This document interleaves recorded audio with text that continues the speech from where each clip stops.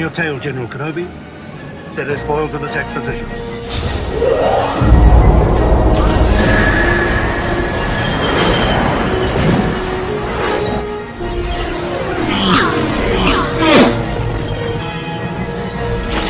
Hey guys, it's LegoMatic9. Today I have this awesome custom LEGO ARC-170 Starfighter to show you guys. Ever since Revenge of the Sith came out, I have always loved this ship. I remember going out super early in the morning on the original Force Friday for Revenge of the Sith back in 2005 to get the very first version of the ship that LEGO made. Sadly, I don't have that set together anymore, and I do have the ARC-170 that came out in 2010, but it's stored away and it's not really accessible for me to get out. And since this ship is one of my favorites, if not my very favorite from the whole saga, I really wanted to have an accurate model of it in my collection. This LEGO model is designed by Caleb Ricks from Flickr. Links will be in the description if you want to check out his stream. You can also purchase instructions from him along with a parts list if you guys want to build this for yourself. All you have to do is just message him on Flickr. The instructions were like 15 bucks and I ended up paying about $180 in total for all of the parts. But this ship is about 1,800 pieces, so the price really isn't that bad. So this ship is an absolute beast. It's hard to fit this entire thing in my studio, but somehow I've managed to do it. But I just want to give a quick 360 look of this guy so you guys can just see the ship from all angles and just see all of the beauty encapsulated with this design. So there's it from the side here. Nice profile shot. We'll go around to the back here so you guys can see a better look at the engines and also the tail gunner position. The third cockpit back here, and then the two guns on the same axis right here. Turn it all the way around like this. Yeah, I should probably get a turntable or something if I'm going to be doing more of these builds, but yeah, I'm just realizing that now. But hey, you know, this thing just looks great, so hopefully that makes up for it. But yeah, this guy is huge. I think it is, in terms of the wingspan, I think it is 21 inches across, going this way. And then the fuselage part is 14 inches back. And just for reference, we'll go ahead and grab the Republic fighter tank set. I like using this guy as scale since it's just so small. You guys can just see how huge this ship is compared to this. And I'm pretty sure it's accurate because the ARC-170 is like a heavy fighter, so it makes sense for it to be huge. You know, it's got 3 cockpits, so it needs that many people to operate this thing, so odds are it's going to be big.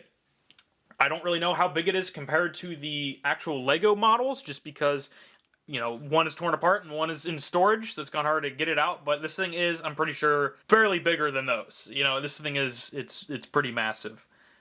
Okay, you can just see how my studio is reaching its limits with this set being in here. But here it is, compared to the custom X-Wing I made a few years ago, just to have the 2 S-foil winged ships in here. This X-Wing is about the same size as your official LEGO X-Wing set.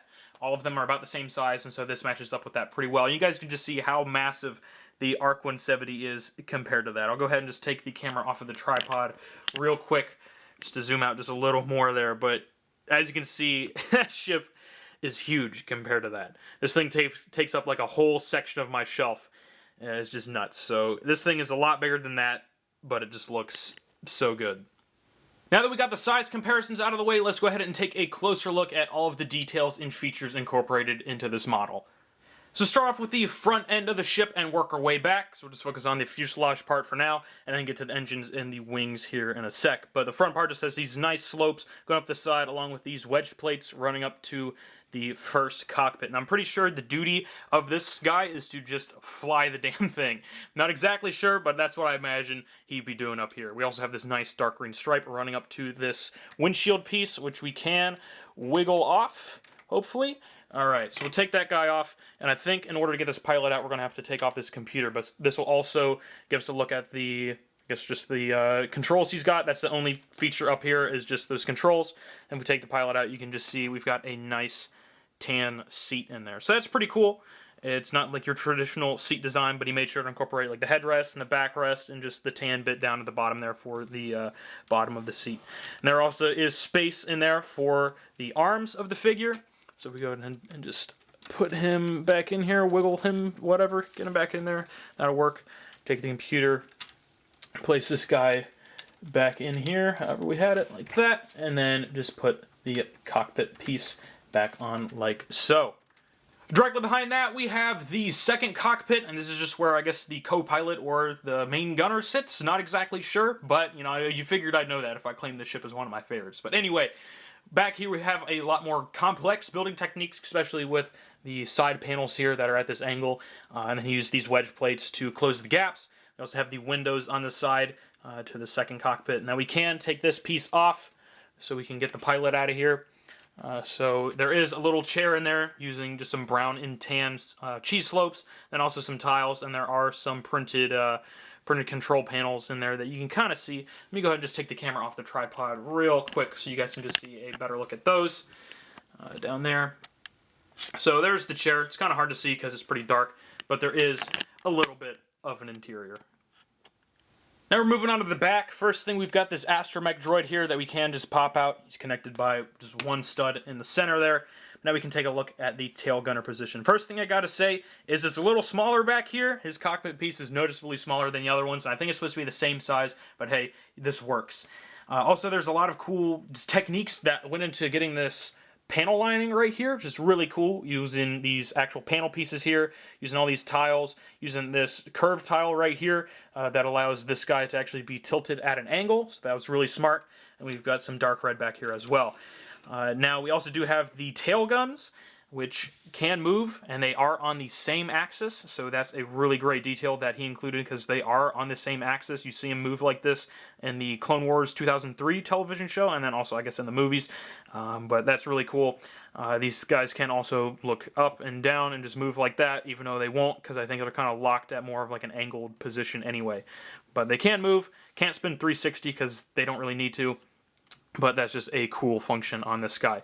Now in order to access this cockpit, you do have to like take off this whole assembly here because this thing is kind of just locked in with it. So you can take that off and take a better look at this cockpit in here. So this guy can come right out, and then here's a little look at the inside. We just got some brown for the seat in there, along with some dark gray, and also some controls in there. So go ahead and put all of this stuff back on real quick. Just goes on nice and simple like that. Nothing too complex with it. Here's just a better look at the back of the ship so you guys can see a more clear shot of the tail guns. So like I said, these move together like that. So I just thought that was a really, really cool feature. Alright, now let's take a better look at this wing assembly. So we're going to start off with the engines. I just got to say, these are the best looking LEGO engines on a ARC-170 that I've ever seen. So I'm really glad I chose this model to build, because these things are just so round. It's almost perfectly circular. Of course, you can't really do anything about those gaps without using an actually round piece. But this just allows for a lot more detail, such as the side here, and then the actual LEGO built interior that has just a bunch of clips in there. That's how those are attached. And then you also got the tiles running through the center here for the little intake. So that's pretty cool. And then the backside of the engines is just made using a bunch of those 3x3 dish pieces and some tires. So, you know, pretty cool. Kind of simple, but, you know, it does its job. The main wings are pretty cool just because they're built using the snot technique, or studs not on top for the most part. And that's done by using just these Technic pieces here to keep it nice and sturdy, and then the bricks are just laid on their sides and built like that. And that just allows you to get this nice angle on the back here, and then the roundness towards here. The only really weak point on this is just the end right here, because this piece is only connected by one stud. But, you know, you're not going to really be touching it from the end here. And then also this front piece right here is kind of connected by just two studs back here, and then one on the actual gun point. Everywhere else is just kind of held in by friction. So that part also isn't the strongest, but you know, you're not going to really touch it there anyway. Now the two wings right here are also a combination of just plates and tiles, and then also snot techniques, and they do fold. So we can fold both of these in like this, and then they kind of click in like that. They're not really studded in, but they're secured in there to where they're not going to really flop around. So these have some really nice techniques to get it nice and round here. Then also did put the Republic sticker right here, and then also on the other wing, and then on the bottom as well. The only really inaccuracy I found with these wings is that the tips right here are supposed to be red, because this red section is supposed to extend just a little more, or the wings are just supposed to be a little longer to where the tips of these are supposed to be red. But, you know, that's not a really big deal. I'm not really going to complain too much about that, but that is a little inaccuracy. There also is some nice dark green right here. And then here's a good look at the guns here. So he's got some studs in there, and then uses some brown cylinders in the cone, and then also the slope piece down at the end. Since you can't really see this from any other angles, here's the hull that is underneath the ship. So kind of hard to see under there because it is kind of dark, but you can just see all of the slopes used under there, especially in the dark red portion. And then there's a little better look at it there. And we'll swing it around to the front so you guys can see that better. But overall, it's just some very nice shaping. LEGO has never really been able to achieve that shape of the ARC-170. So I just think that is really cool. No landing gear, though. There's no landing gear incorporated with this build, so it just kind of has to sit down like this, which kind of sucks. But it's not a big deal, because if landing gear is going to make it look less accurate, then, you know, I don't really care about it. This is perfectly fine for me. Well, hey, that's all I got to show you guys for this custom LEGO ARC-170 from Revenge of the Sith. Now remember to please check out the designer, Caleb Ricks. Links to his Flickr stream will be down in the description. If you guys are interested in building this model for yourself, you can buy the instructions from Caleb. All you got to do is just send him a Flickr message, and he'll get back to you on how to purchase them from there. But the instructions were $15. Then to buy all of the parts from Bricklink, it was about $180 for about 1,800 pieces, which really isn't a bad deal. This thing is absolutely gorgeous. The best ARC-170 design I've seen out there, and I'm just so happy to have this in my collection. It's definitely the highlight of my LEGO Star Wars collection at the moment.